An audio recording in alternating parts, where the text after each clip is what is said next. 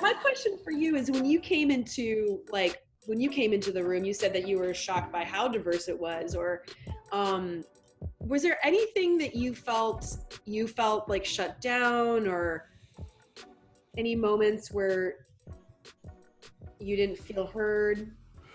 Uh, in this space, no, I don't really think there were any moments where I didn't feel heard. I felt actually in some spaces more heard than I expected to be, um, because I've worked with some directors in the past that are very, um, you know, you're the music director, or this is your role. I don't want your opinions on my vision, or I don't want, you know what I'm saying? And you're very were not that. I mean, there were multiple times where you and I and Jonathan and Kara would all sit down, and you say, okay, we just want to talk through the beginning of the show, and I had this moment of going, but I'm the music director. Why am I here? And I kind of had that feeling of, because that's what I'm used to. But I was like, well, yes. I mean, actually, this is how it should be, and this is how I direct when I direct. It's very, you know, let's all sit down and talk about this, and that more brains are better than one. And also, two, I'm a person of color, and I knew who you're doing it because I'm a person of color, and Jonathan is also he is Asian, but he worked teaches at Alvin Ailey and went through Alvin Ailey, and so he has a lot, and is a great choreographer. um, and it was one of the first times where I sat down with the director on a show that I was hired to do, and it was very much so a conversation of, we are all creative people, we are all theater people, let's talk about how we can make this show. And I definitely felt this, that you understood, and this is why I didn't want the students to kind of attack you, is because I saw on your side that you understood that you were white, and that you couldn't just do all of it by yourself, that it couldn't just solely be your vision. And I definitely felt like my voice was heard, and it was definitely a good experience outside of coronavirus. It was it was definitely a good experience to have. Yeah, I'm glad to hear that. I'm glad to hear that, because that is something that I believe in 100%, and I think that collaboration is, yeah, absolutely. I mean, I'm glad to hear that. Thank you for recognizing that too. So, and that's what I want the students to learn. And I think that if we would have been able to have gone through the whole rehearsal process, I Mm-hmm. think that we would have all gotten through all that stuff and had those hard conversations, and those little kids and Shelly, and like all of us would have grown so much, because we would have had to, Mm-hmm. like, and hopefully they would have seen and continue to see me asking you and Jonathan and Carol, like, what do you guys think? What do you guys think? Because that's exactly how I believe is, important for directing. Um, but yeah, I mean, then there's the time where you're like, shoot, it's stage door and I got to put up a show in 10 days. Just go here, here, Yeah. here. Right? Yeah. Um, and I do know too, is that I don't think the students could see this. I thought we were going to be shut down for 2 weeks to a month. Mm-hmm. And I think we said this like over and over. I was like, hurry up, let's get the big musical numbers up on its feet, so that if we come back to this campus in June or May, we would have to put it up in a week and we could do it. We could Yeah. jump into stage door quickness and get that show up. And we could have rehearsed remotely. I could have run lines. I could have walked them through blocking. But we just never had that opportunity. So yeah, so crazy. But I also want to say that I watched your first episode with Lynn, and I learned so much about you. I had no idea how much you do in the theater, like with tech, and your music director, and like running lights and playing the music at the same time. You're more like, now you are more in my camp, like that kind of rogue theater is like, that is me 100%. So Well, I had to learn how to do it all, because and I think I talked about the story in that it was, the one of the first times I wanted to do a concert and wanted to do something, I had an idea, I was told no, and so then I had to figure it out. And then so from that point on, after the first one, I was like, this actually kind of works if I just do it. It's hard, but it works. And yeah, it's been interesting of how smooth some of those processes have been, um, when I can just put all my ducks in a row and then delineate off. But yeah, it's hard to do that, but there's definitely fun, and it's tiring but fun. Good. Good. I hope that when we can come back, we're gonna do something else, Yes, or you're gonna do something with the students because there's so much they can learn from you. thank you. You got really robbed by that experience, by the COVID-19. So Yeah, well, and it's yeah, and I really do wish we could have gotten to do the Wiz as it was, because the even down to the production design that I'd seen, and the costume design, it was going to be a great show, and because there were things even being brought in, which I think was a benefit, for instance, of Shelley being cast as an M, was there were, because then you kind of bring in this, okay, maybe in this day it is a mixed race relationship. Where did Shelley come from? How does that relate? And you can add so a lot more depth in there, because I was watching the movie of The Wizard of Oz the other day, and I was watching it and I went, oh yeah, that was right, this movie was made in 1932. There's no character development. right. It's just like, and plot point, and the movie's over. Great. Okay, well, I mean, there Yeah. is some, but there's not very much, and I think there's more in The Wiz. But I think, I could even see where you were adding in more players and more layers in there, that were going to be interesting to play around with. And because Queens is one of the most diverse places on this earth, and I think it was going to shape out to be a pretty nice representation of that. So I hope that either we get to do it again, or something like that, because I was sad that we had to, because of COVID, we had to kind of push it under the rug. I know. I know. Yeah. I mean, I forgot to mention that we said it in 2020. Hmm. Right in Long Island City, outside of the doors of LaGuardia, so that it could feel. We had talked about it being in different boroughs, or not boroughs, different neighborhoods in Queens, and like Glinda represents, Jackson Heights, and then Ada Pearl represents, Sunnyside or something like that. And Ramona's ideas with that, with the costumes, I was like, I think the whole thing's going to get lost if it's that specific. But I was really hoping that it was going to be something that, also that the school could have been proud of too, and seen themselves. This, a math major, a history major, a vet tech major could come and see the show and be like, oh yeah, that's me, and so, but maybe someday, maybe it'll come. We'll have a chance to do it. Maybe, hopefully, or something. And I also want to say too that, and this is something that I try to do as a director, but I haven't seen anybody else do when I've been working on a show, is that, and I remember Jonathan and I leaning over to each other and talking about this a little bit, but that you allow for more input from the actors than most directors that I know, and in a good way. And it definitely makes the rehearsal process a little more tedious and a little harder. But Jonathan and I were like, this has never happened in the real world, and it kind of made me start thinking, but is that the way it should be? Is that, should it be, the director comes in with their vision, I understand time, but maybe do we need to start figuring out rehearsal schedules in the theater community that have more time, that leave time for these conversations? And I think that's part of the problem. Is, Griffin Matthews said in his thing that Black people, the secret of Black people is we have been acting on stage and off stage. And, maybe if we had more of these conversations in this directorial style, where we can talk about, while in the middle of blocking, take a moment to talk about where this is coming from and where you're coming from as an actor, maybe that's the conversation that needs to start happening in rehearsals. It needs to, it wouldn't just explode like it has. Maybe we need to find time to have these conversations, because maybe it is necessary to talk about race and to talk about these issues when mounting a show, because they really, it was really starting to also curve the show. But yeah, so moving forward, I want to talk a little bit about, when was the first time or what is the earliest memory you have of racism, and when you realized it was wrong? Yeah. Yeah. So I grew up in the late 70s, early 80s, which, man, I was born, 9 years after the race riots in Detroit. Mm. And that's where I grew up.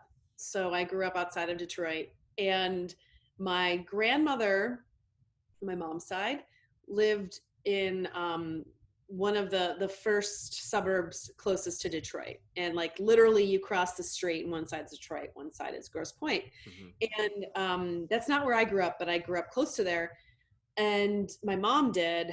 And so I grew up with aunts, uncles, mom and dad who were pretty, they still are extremely liberal. But my grandmother was, 50s, in the 50s. It's just, that was not her generation. And I have uncles they were telling me stories recently that they were arrested during the riots in 67 for standing up for civil rights, for women's rights, for all those things, arrested, beat up several times. And so I come from like that, like my, elders are still, they're still with us. So I hear those stories. But I remember as like maybe 5 years old, so like 1980, 81, I remember being in my grandmother's car, or maybe my grandfather was driving and I was in the back seat, and we were driving down Mack Avenue in Detroit. Like I remember this so clearly.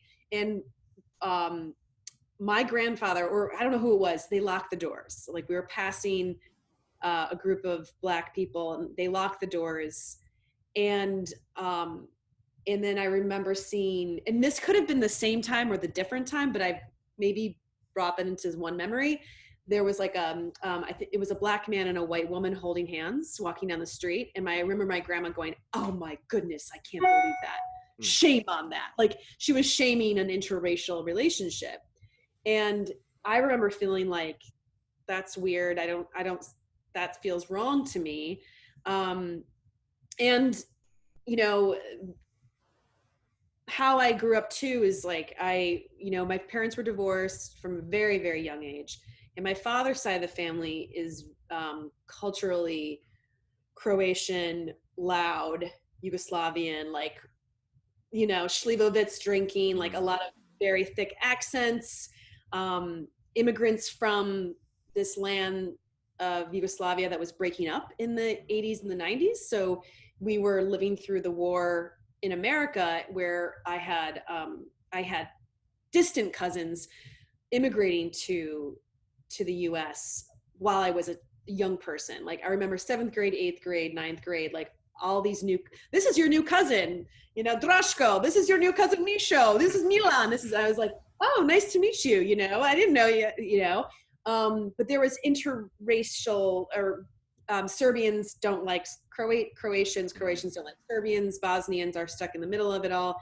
And so we're Croatian, and my aunt married a Serbian, and that was like, that caused some distress in my family. So I know that's not black and white, but it was where it felt wrong. And then we had relatives that were dying in Yugoslavia during the war, during the 90s.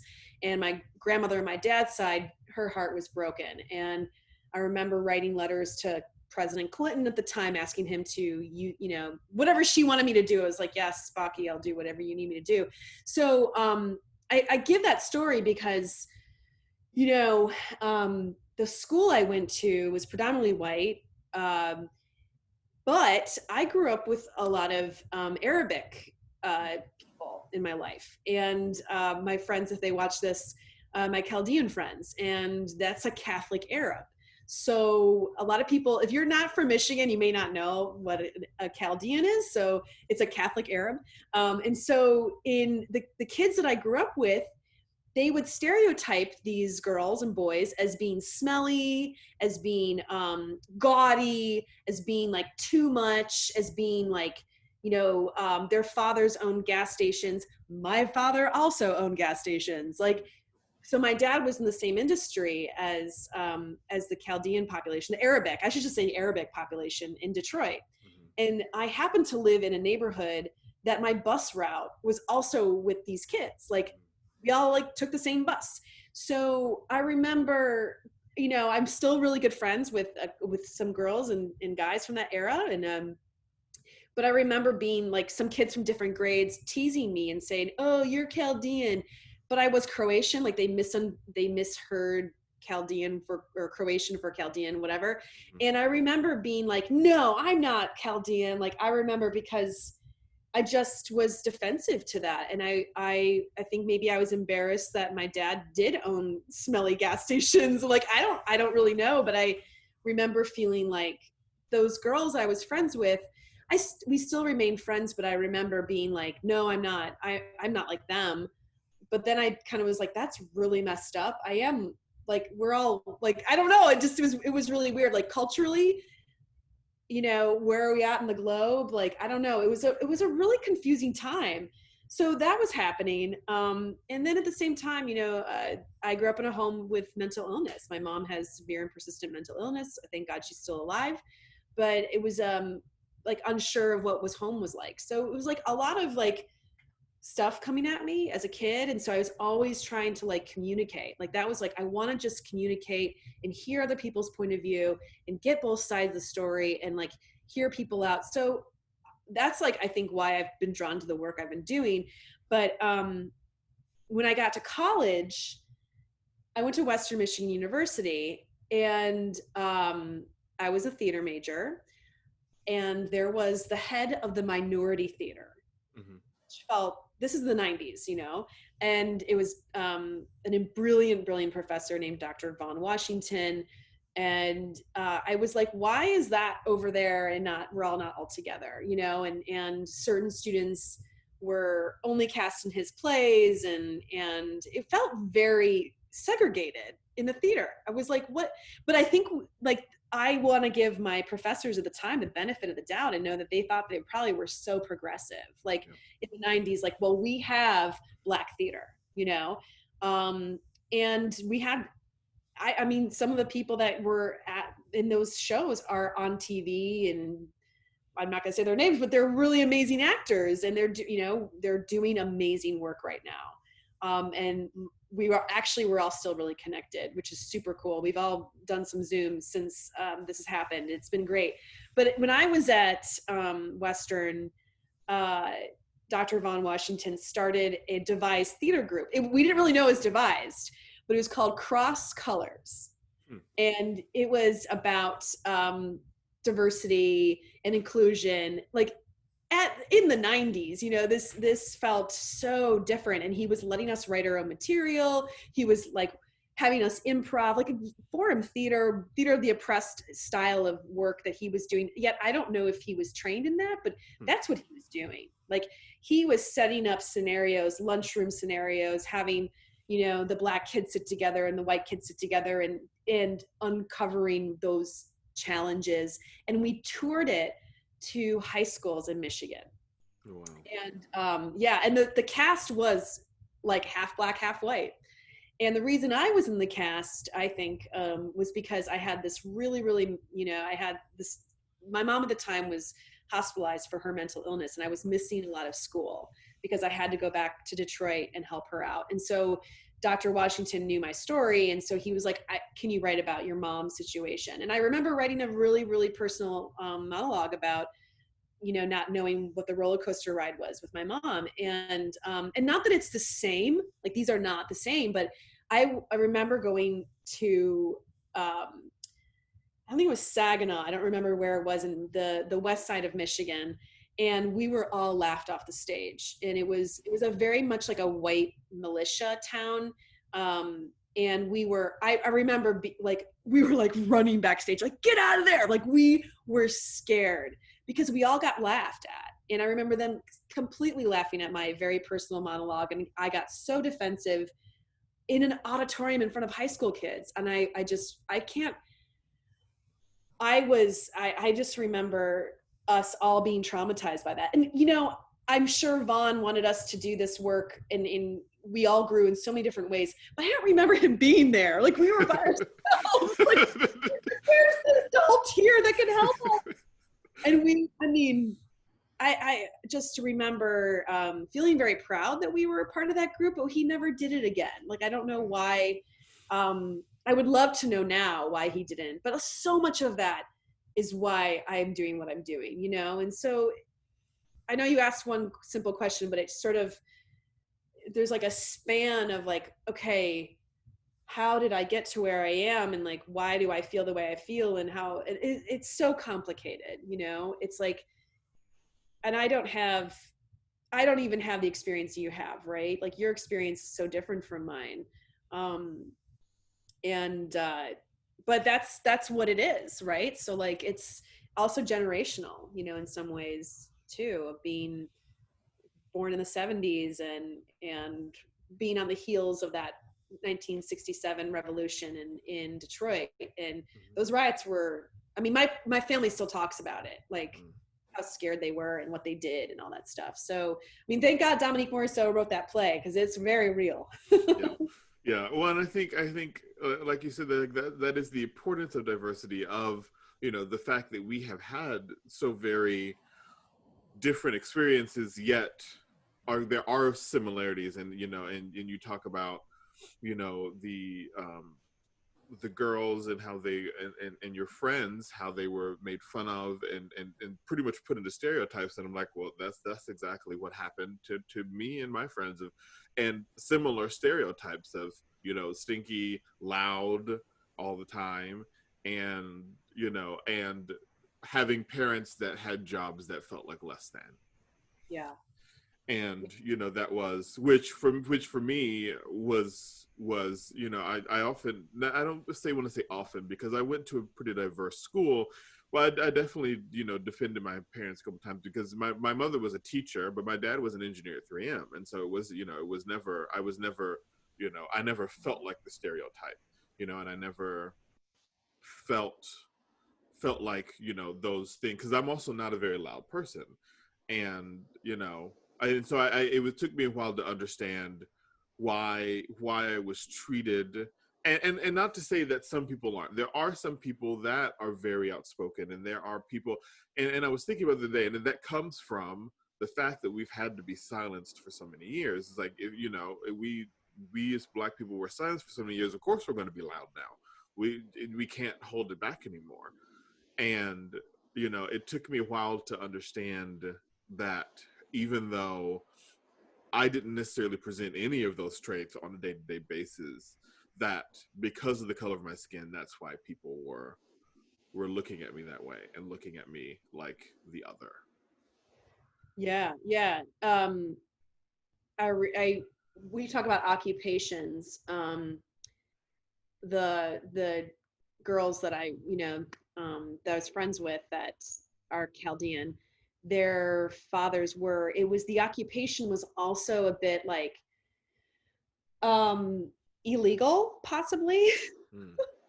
So meaning that there was a lot of like, there's a lot of gray areas around owning gas stations Mm-hmm. and what was happening with the oil industry and what does happen in that industry, and the stabbing of backs and the things. And my family was all wrapped up into that. Like it was dangerous. And you might want to edit that part out in this, but you know, maybe not, because my dad's passed away. It doesn't matter now.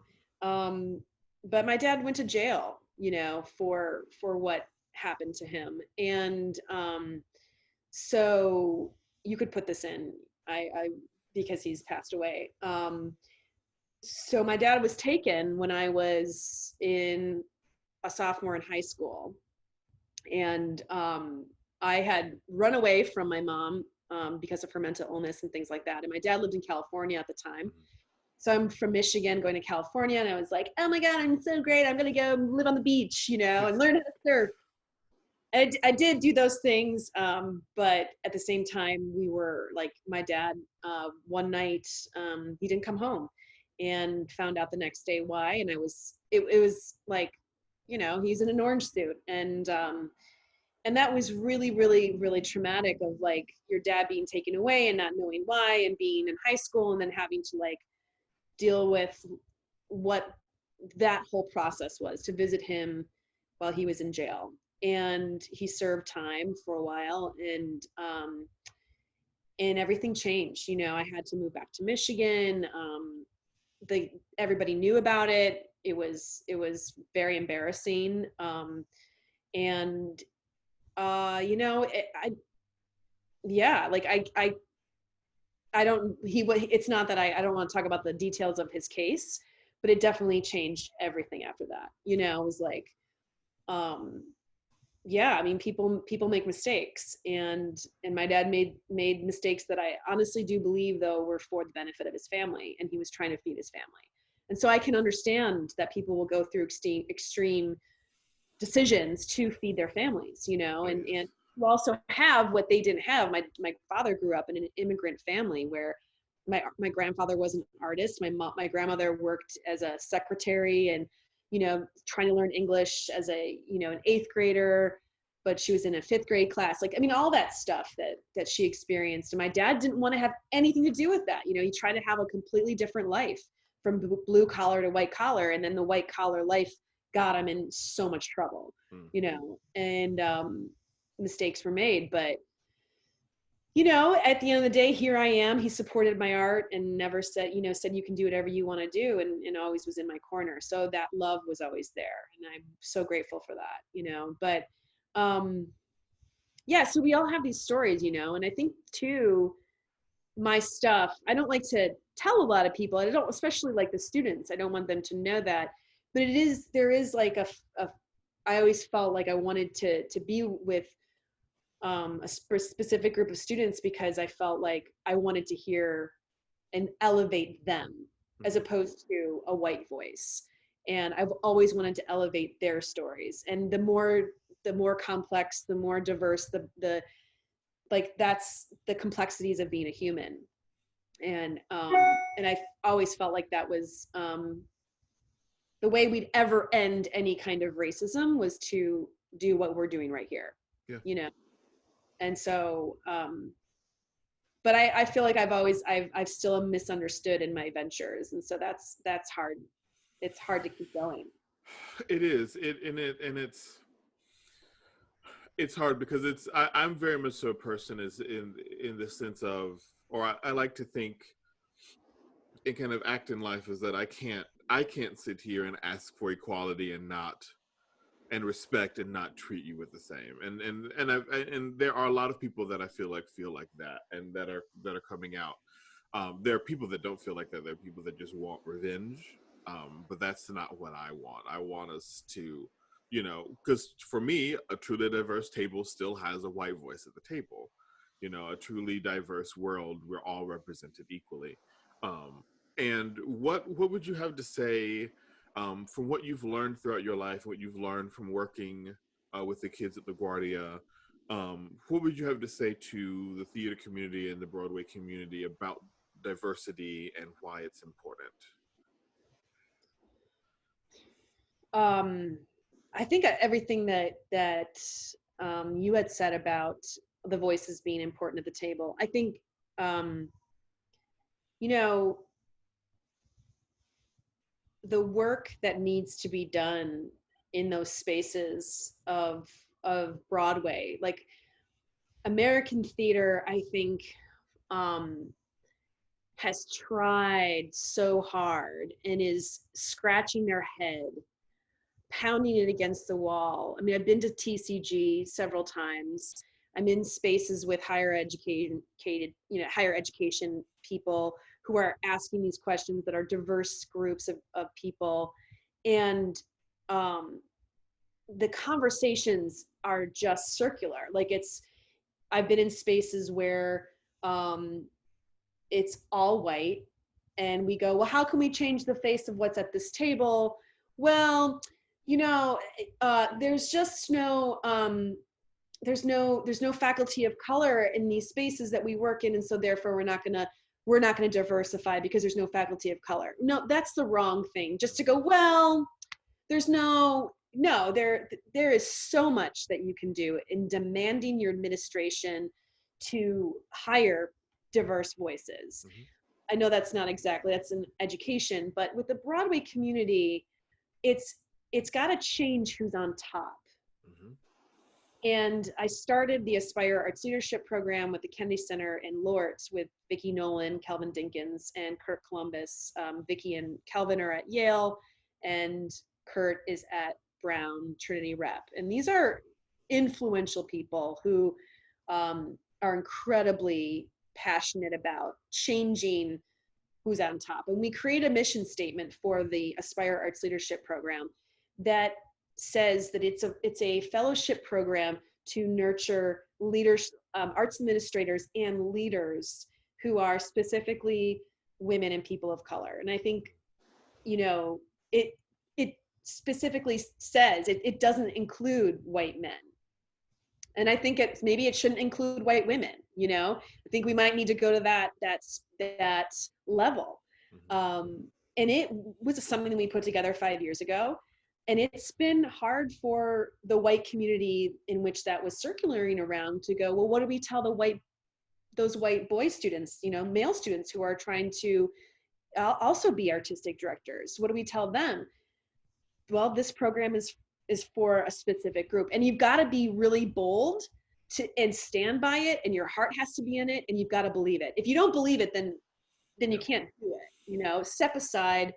And so you've got to be able to take your ego out and be more inclusive. Almost devised theater is sort of the way in which I think the theater community at large could work, right? Where it is several voices on top. And if we look at Anne Bogart's style of viewpoints and devised ways that she works, it takes a long time to make a show with her. Yeah. And maybe it should take a long time to make the next Broadway musical. And, I would get very frustrated that Hamilton was the one, well, there's Hamilton. Really, that's all you can say. That's really shameful. So I think it's about being bold. And I don't believe in, maybe the calling out has to get people to go, oh my gosh. And I understand that reaction. I understand the hurt and the frustration and the anger. And my hope is that the Broadway community, the American theater community, can step back and go, you know what, you've got to create a position that is intentional, but you also have to understand what goes on around the decisions. You can't have internships that aren't paid anymore. I don't believe in unpaid internships. I know that's challenging unless it's a student and they're getting course credit. But the internships that don't give them, they're like, oh, go get me coffee or go, no more. That we have to end that. If you have an intern that comes into your space, I think as an artistic director, is their duty to bring that person into bigger conversations. What's the hurt to have young people of color in circular spaces with artistic directors making decisions and hearing them? I always was frustrated with Kennedy Center's American College Theater Festival that I worked with. When I developed this Aspire Arts Leadership Program, we were also at the time, we still are, I've rotated off my chair position, but we were how do we change the color of these people and this da-da-da-da? And well, I was like, why don't we have the students who are the Aspire Arts leaders, why don't we bring them into the room and we can start to diversify generationally? Why are we so stuck? Well, we're faculty, we have these PhDs or these MFAs. That's great, but who cares? It's, and I think that we are building the Aspire Arts Leadership Program as a way to not dismantle, but to reimagine these spaces. And I think through time, I think it's going to get there. I believe in the leadership of KCACTF. I think that I think they're going to get there. So, that's a specific thing about internships is just, pay them, give them a livable wage, give them a MetroCard, give them, look at their student loan debt. Are you going to make can you help them with their student loan debt? We've got to look at all faces of this. A white kid from Michigan, like me, right? I could afford to do an unpaid internship in the 90s and in 2000. I could afford that. But you can't expect that same equity, right? You can't expect to not pay these people, these young people who want to be in these spaces. And I question if they want to be in the spaces anymore.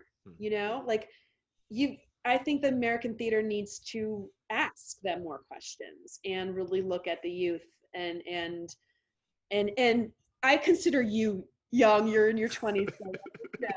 Yes, 24. Oh my gosh, you're just crazy.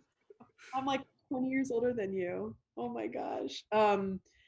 So yeah, I think people should retire. Like go. Yeah. You've done your work, and is it time for you to move on and put somebody else in there? But also that can't be tokenism either. Like it's Hmm. gotta be well intentioned.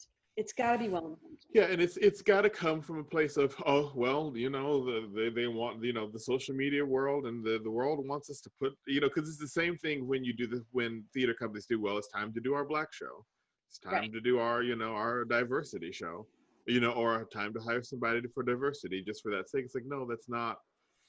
It needs to come from a place of, I understand what you as a person have been through and what you've experienced, and I value those experiences. That's why I'm hiring you. Right. And I value that point of view that you bring because you've been through so much pain and because you've been through so much hurt. I want to make sure that I'm seeing the world from your point of view. But a lot of the most touching theater and the most touching things I've seen has come from a very diverse group of people. And I even look at, I look at the church staff where I work, and it's relatively diverse, in the sense of, I mean, it's a small group of people, so there's only so much diversity we have between 5 people. But it's one of the first situations where I've been in where the boss is not only a woman but also a Black woman, and it's very interesting being in that space. And it's the first time that, I, especially working at a church where, I mean, if you go into our office, we brainstorm all the time. We have post-it notes up all the time. We're constantly, every decision that's made at that church is a collaborative effort. Everything is, and it's never nothing. No idea is ever shut down. We fully discuss everything, and I think at the end of the day, we really create a product that. And we create a service that is unique to where we are, and especially being on Park Avenue on the Upper East Side, you very rarely are going to find a Black female pastor and a Black director of music, you know. Wow.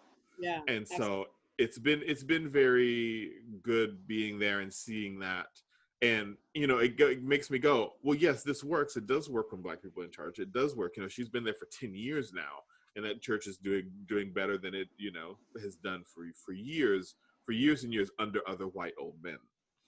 And I think it's that same type of diversity, and the same as like putting people, like you said, putting people of color at the top in some capacity. And like maybe it's that one single person doesn't own 5 or 6 Broadway theaters. Maybe it's now a group of people that have ownership over that is a diverse board of people, because I was thinking about, it's I can't expect a white producer to spend their hard-earned money on a show that they don't understand or a show that they don't appreciate. In fact, I actually don't want them to do that, because they're going to change it and they're going to make it into something that it's not. But if you somehow figure out how to get Black people that are able to produce, get the money, and it often comes down to money. I feel like a lot of things come down to, we need the money to pay for this, we have to find the money to do that, or even in my life, I look back on, if I had had the money to produce XYZ, I could have just done it myself. And so it's figuring out how to get people of color in those positions where they can be leading and where they can be um, making those diverse decisions and bringing to life shows in a way that is authentic to the race, or authentic to the writer of the show. Because I was even thinking about, one of the things that I want to do eventually is, bring back the Follies. Ever since I was young, I've always watched the Ziegfeld Follies and always felt like, oh, I want to do that. And I was thinking that, and I was like, imagine, there's always a Beautiful Girls number. There's always that number that opens the show that celebrates women, but it never has really celebrated women. It's always celebrated a specific type of person. Mm-hmm. Similar to, some could say the same thing about the fashion world. And I was like, imagine that number if you had, women of every race in, dressed similarly, but with their natural hair out, and women of all shapes and sizes, and actually celebrate. Imagine what that number could actually do. It's like it has good intentions, but it was never executed right. Right. Imagine what, happens if you take the Ziegfeld Follies and you look at those numbers and you actually do them right and you actually do them from a diverse, I think it becomes a completely different show. And without a diverse person of color at the table discussing those ideas, you might not get there.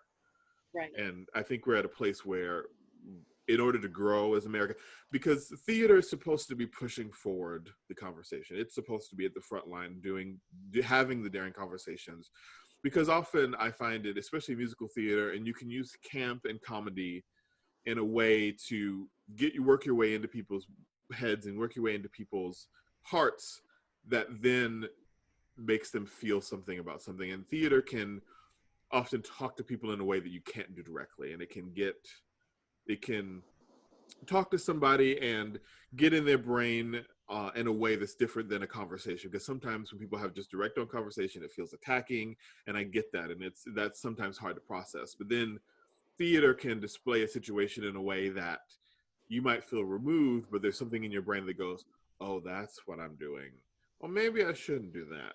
And I don't see Broadway doing that at all, really, No. pushing those conversations forward.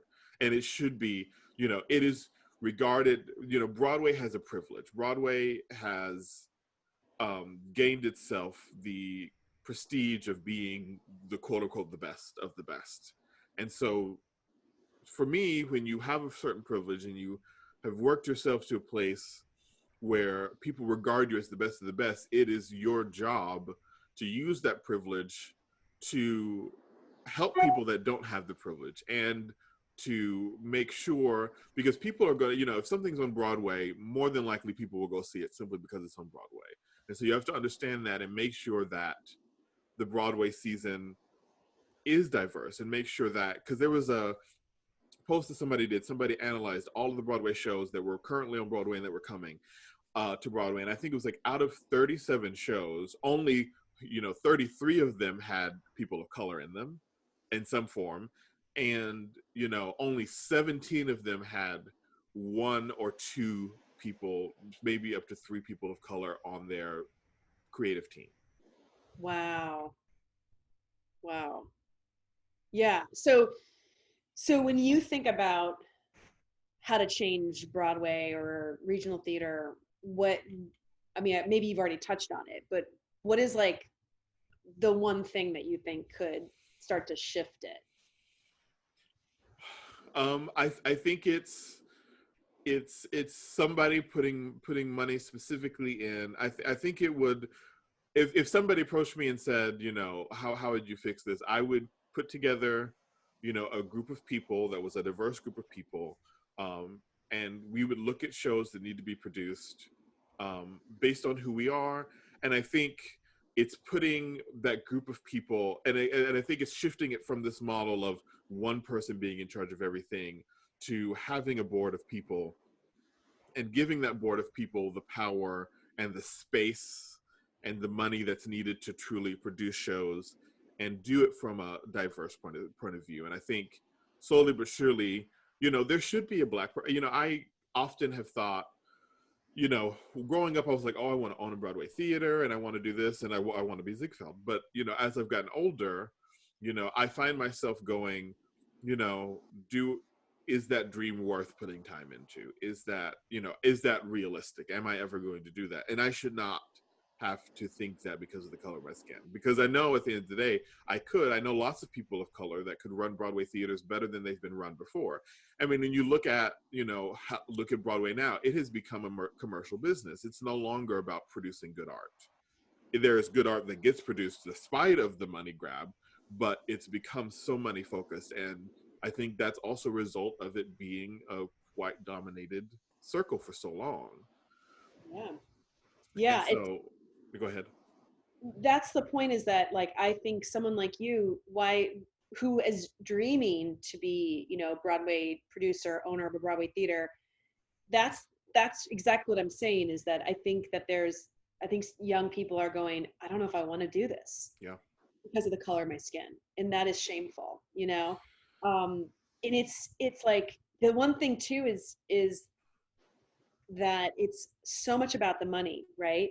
I mean, I remember when we were shutting down with COVID-19, there was a concern that like some of the bigger musicals have been running for years, Phantom of the Opera, Chicago, wouldn't come back quickly because that's those shows are luring an Asian audience, a tourism like the Mm-hmm. tourism of New York City.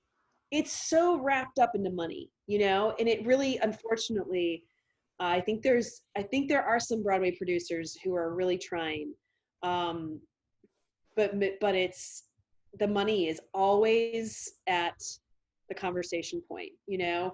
Daryl Roth is someone who I think is trying to do different work.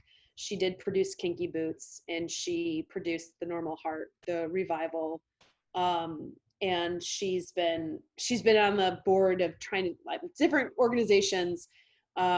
She did the Gloria Steinem piece that was at her theater, but you know, and Tom Schumacher, believe it or not, is one of the biggest funders of the Aspire Arts Leadership Program. You know, he Mm-hmm. took one of our students in and gave her, you know, 45 minutes of his time and his personal number and contacts. And she is a young woman of color, and I hope she pursues that. And he, you know, he did invest that.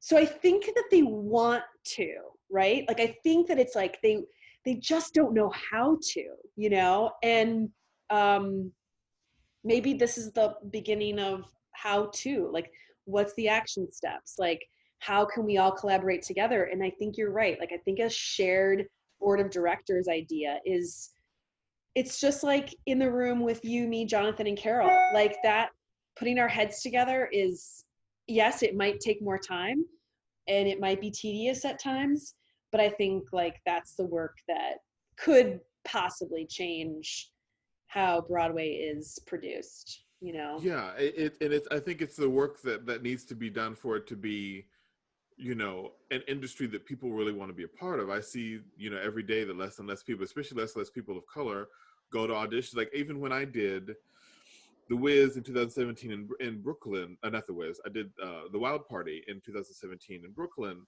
and I didn't necessarily, you know, it wasn't necessarily posted anywhere that I was a Black director, but you know, it kind of hit me a little bit because in auditions, I would say 80% of the people that auditioned were white, and it kind of opened my mind of like, there's a lot of people that don't even that feel they see the show and you know they assume that it's not a Black director, they assume that it's white people, and they're like, you know, my voice is not going to get heard, I'm not going to get cast in this show, you know.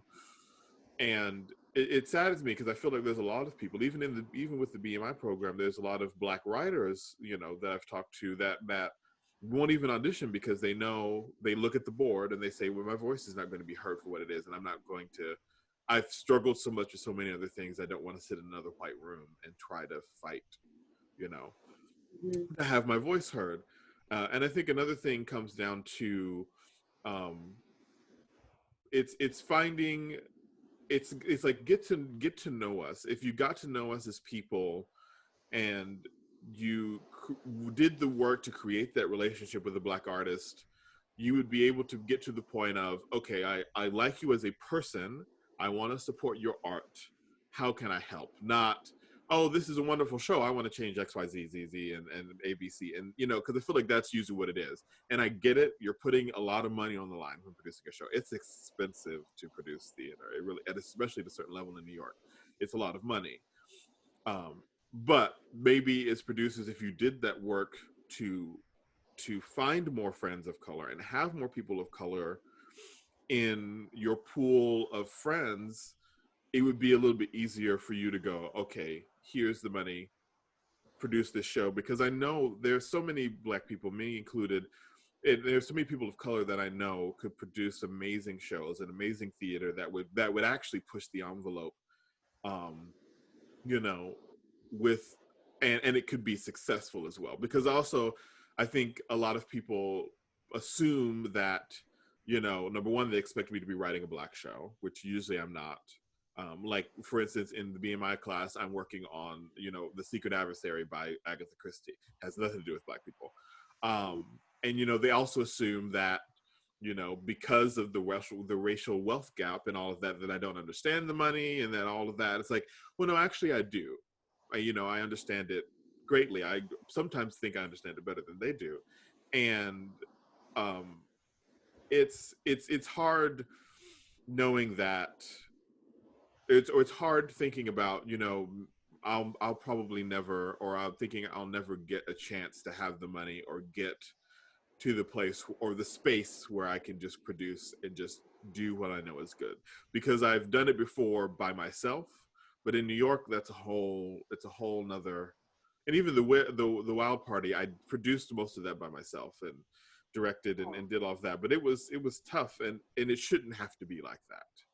I shouldn't Yeah. have to feel like I have to go and be the other or create the other in order just to survive or order to just get my voice heard.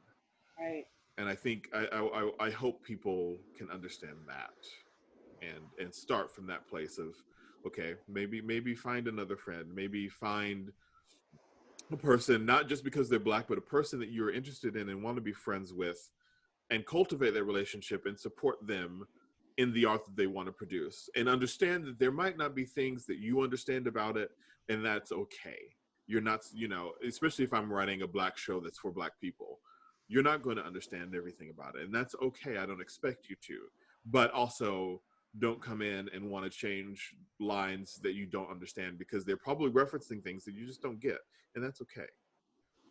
Yeah, and I think that that's got to be okay with Mm-hmm. people. You know, you're absolutely right. Like you're absolutely right. Um, I can't believe you produced and directed the Wild Party. How did you get the rights to it? I just can't imagine that. From through MTI, through the normal channels. Um I tell myself I raised money. No, I asked my parents for money. Um and then they've so graciously, I don't know how they supported me as much as they have, but they so graciously, gave me the money. And I think they gave it to me because they understood that nobody was going to give me the money if they didn't. I think they understood that I wasn't going to be able to do that and do produce that show. And I'm very glad that I did that show, because it was the first time for me that I finally felt like my work was being looked at as an artist, not as a black person that is also a theater artist. Mm-hmm, mm-hmm, And because there was a point where and you haven't met my boyfriend Conrad, but my boyfriend, he's white. And he was helping with the show, and one of the ladies came up to him and thought he was the director.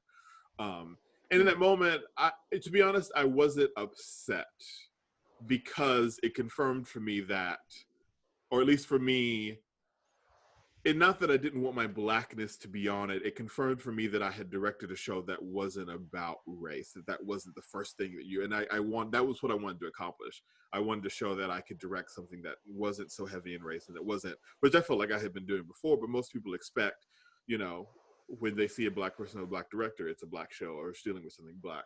But it kind of confirmed for me. I was a little bit upset that she assumed that he was the director, but it confirmed for me that it was a show that was being looked at as just any other show. Um, it was being valued equally as if a white person had directed it. And so, whereas that was a little difficult, it also kind of was the first time for me going, okay, so my art isn't seen as just black. It can be just art for the sake of art. yeah, yeah. That's such an important story, Derek. Like I never knew that story about you about, directing this production. Like you should write about that because, it's that's really, and you have this experience and even, it reminds me of something that Dominique wrote on, I think it got out on TCG, American Theater Magazine, or maybe even Howl Around, where she was in different circumstance, but she was in a production. She was at an audience member, and her reaction, and this is not dissimilar, but she wrote about it, and that's what my connection is to write about it. She was just writing about how she responds as an audience member is different from like the white lady next to her Mm-hmm. who wants to shush her. Like, but Dominique's like, no, this is my way of showing the actors that I'm with them, and that's, and so like I remember when I read that, I was like, wow. I realized that like I don't think I would have shushed Dominique, but like how a perspective of a white person, like white people need to hear that, Yeah. so if you write that story, it's I think it would be heard. It would, it's great. It's great. I hope that you continue to do as much directing as you want to. And I think that's so important to have your voice be there. You're so multi-talented. I try. Well, it's very interesting, and it's as a young kid, a lot of people said to me, "Well, you've got to focus on one thing, or you'll never be good at anything." And you know, I like to look at myself as a living proof of like, well, that's not always necessarily true, because Yeah. I didn't focus on one thing. I just did. Actually learned everything, and actually, as a director, I think it's helped me a lot because I know how to communicate with everybody. Because I've made costumes, I've done lighting design, I've done all of those things, so I know the language, and I also know what questions are possible. I know what's possible in that world, and so I think it definitely helps when you know about the different areas of theater, and it's a very unique experience that I got because I was privileged enough to go to an art school from kindergarten all the way through high school. So I had gotten musical theater training really starting in sixth grade, but all the way through high school and then into college, and so I'm That's awesome. but and I hope to get to use those skills. And people in the past have talked about how my shows have a certain look, and my shows have a very specific point of view across the board. And I think it comes from that. It comes from having done all those things. And because when I'm blocking somebody, I'm not just thinking about the blocking. I'm thinking about, okay, this light is going to be there, and this is going to be there, and then this costume's going and it's, whereas it can get complicated in my head. And even during the wild party, there were some moments where I could tell the actors were like, what is happening? I don't see how this is going to work. And it wasn't until the lighting was in that they were like, oh, I was like, yeah, so you don't know all of the but it's and it's hard to think that maybe that voice won't get used, or at least up until that point I was at the point of where I was like, I probably won't get to do all of those things on Broadway. But now I think there's hope. I think seeing these conversations that are being heard, and seeing people finally, and people that have worked their way up in the system pretty high, are speaking out about certain things. And I do have hope now that things will begin to change, and that I might actually be able to do that. And because I know for me, at least most of my art comes from a point of place of wanting to help people, or wanting to tell a story that I feel people need to hear. Sometimes that story is purely for fun, like a 42nd Street. So, sometimes we just need to have fun. Sometimes we just need to relax. But sometimes, we need those tough stories to be put on stage so we can learn from them. Yeah. And I feel like there are a lot of people of color that have that same point of view and a lot of those skills. And I hope for the future that we will truly be allowed to come equally at the table and have our voices heard. Do you have any hopes for the theater community and for America really moving forward, and as we move Yeah. forward through this? Good question. My hope, I have like a spiritual hope. My hope is that this is a big one, is that we all start to see how interdependent we are and interconnected, so that we are one. So if you're hurting, I'm hurting. If this is hard when you know that there's people at the top of our country who you have really hard to have any compassion for. Yeah. um, but the oneness, right? So my hope is that we start to realize that our community can be like, we can know that the differences are what makes us stronger, Mm-hmm. right? So knowing that, like, how different my neighbor is only going to enhance my experience and in this world of learning, and whatever my obligation of karmically is on this planet and this time and space, that I'm moving that dial forward of um, making sure that we are growing because we are different, right? So um, that, and like, there's I hope that we also, like, I'm really, really, really, really upset about the climate change, and that's a specific thing, and Yes. climate justice and the oceans and the trees and the atmosphere. It's all connected. It's It all is. right. And COVID is no different from what's going on, because the people who are dying the most are the brown and black communities. Like, it's all connected. And I'm happy that like Governor Cuomo is seeing that. Like, Yes. when Yes. he saw that and said it's all connected, I was like, thank God, like this leader is getting it. So maybe maybe we're getting a little bit closer. What about you? What's your hope?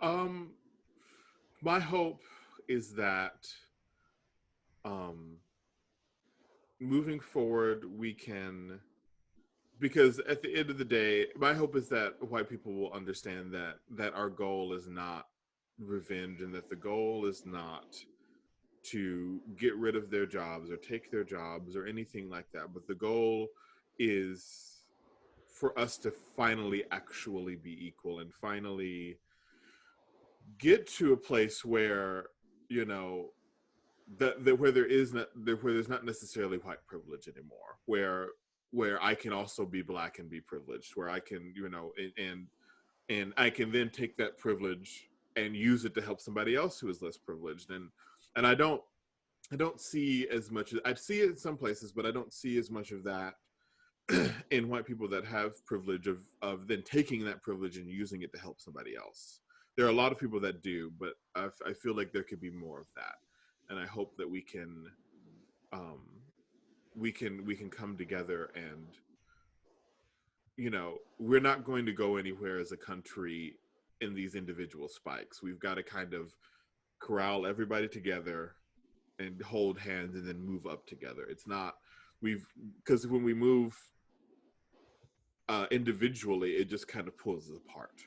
And Yeah. the equal force going upwards, somebody else is going down.